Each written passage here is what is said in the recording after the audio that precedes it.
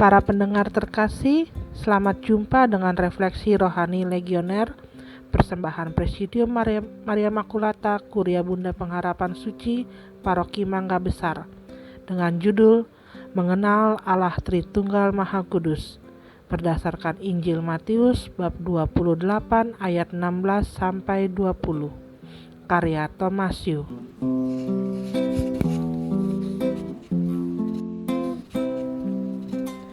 Para sahabat terkasih, ketika Indonesia terdampak pandemi COVID-19, Pak Petrus aktif terlibat di lingkungan RW menjadi relawan Satgas Penanganan COVID-19.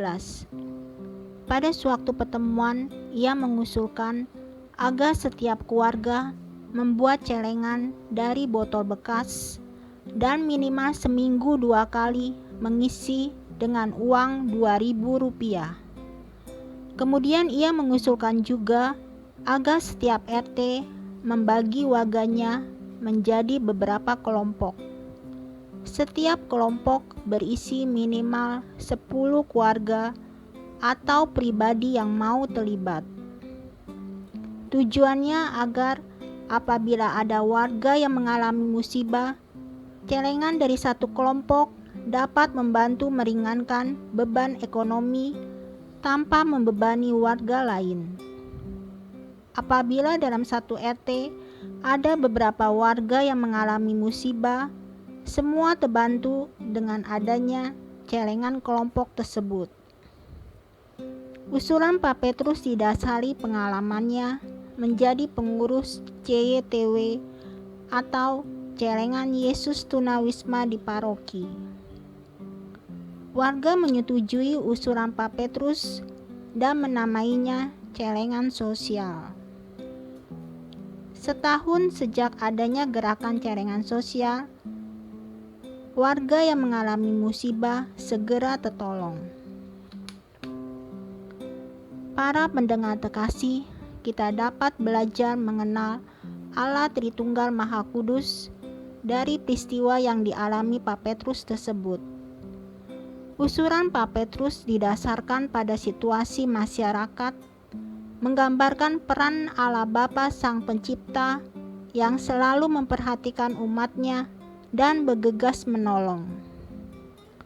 Peran Allah Putra dapat dilihat dari ucapan Pak Petrus yang mengusulkan, kemudian terlibat dalam pelaksanaan program celengan sosial.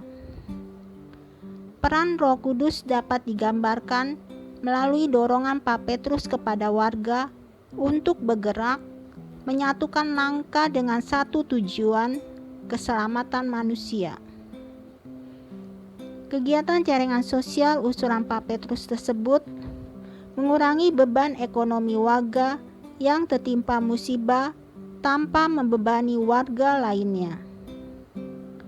Sabda Yesus dalam Matius bab 28 ayat 20, "Ketahuilah, Aku menyertai kamu senantiasa sampai akhir zaman."